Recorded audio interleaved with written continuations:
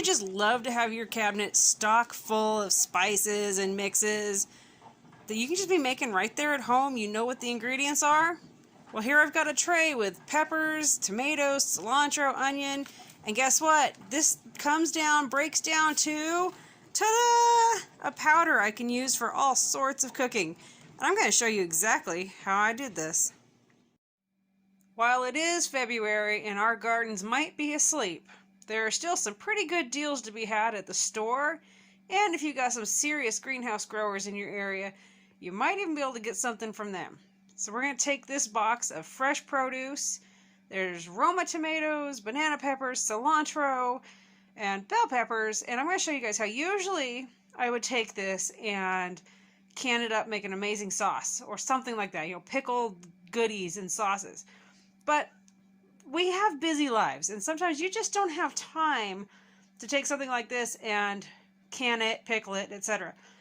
But I can have, in a short amount of time, I can clean these, cut them up, put them on my dehydrator, let the dehydrator do the work, and then later I can grind them after they're dehydrated or save them for other uses. Anyway, I want to show you guys how most of these ingredients are going to go toward creating a sauce, but dehydrated. So each one's going to be dehydrated individually, and in the end I'm going to blend them, I'm going to powder them and blend them to create what I can then later use for making a sauce. And the sauce is going to blow you away. The flavor from dehydrated goods is just out of this world. So let me show you what's next. After getting a bath and any odd spots or bad spots cut off, the Roma tomatoes are then onto the dehydrator. I do have a silicone mat that my tomatoes are resting on. I prefer to have my tomatoes and a lot of the juicier things that I dehydrate on the mat because it catches all the liquid. And also, often the problem with dehydrating is you'll end up with your produce sticking to, you see the white bars underneath.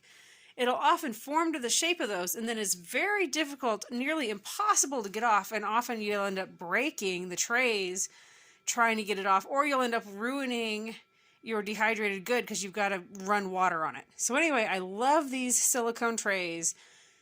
They're worth every single penny, and actually they're not that expensive. But I do have the tomatoes on there. I sliced the tomatoes 1/3 to 1/2 inch thick.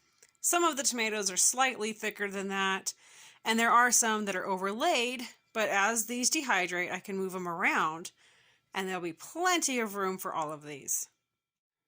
The cilantro was given a nice bath. Anything a little bit odd or brown was removed, and then the stems and the leaves were chopped. You heard that right. I use all of it, the stems and the leaves. Now this looks like it's piled on there pretty thick, but again, as this dehydrates, it's really going to flatten out, and then I can just come on in here and I can move them around as needed. The way I like to do this so that I can keep my pepper whole, meaning it's not slit, it's entirely circular, is I take my knife and I slice around the edge. I don't cut through, I just slice around the edge. Then I lift this a little bit, slide my knife in, cutting the vein, and then twisting the head of the pepper off, pulling out the seeds. Yeah, there's some in there, but they're going to be pretty easy to clean out. I also remove the tip of the pepper. Sometimes they look a little rough, and sometimes they're just fine. Now I'm going to take and I'm going to slice this pepper every 1/2 inch. My friend Heather shared with me that when she's slicing peppers like this, she always tries to make sure to have the exact number of cuts from every single pepper, so that when she goes to pull them from the dehydrator and they look small, that you're tempted to use more than you need. When you do it like this, you know exactly that, say for this one, the yellow banana, 8 slices is equal to 1 yellow banana pepper. Like with the peppers, I try to cut my onions so that I know how many cuts it takes to do 1 onion.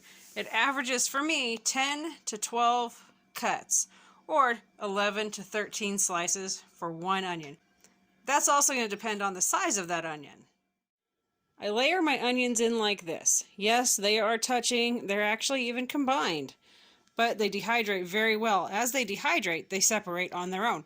And if it doesn't look like they're separating very well, I will go in and separate them. Like on these ones, because the ends are attached, I'll break them up. But for now, this keeps it so I can have much more on this tray starting out than if I had it all separated. It would take more trays to do it, and I can get more on one tray doing it this way.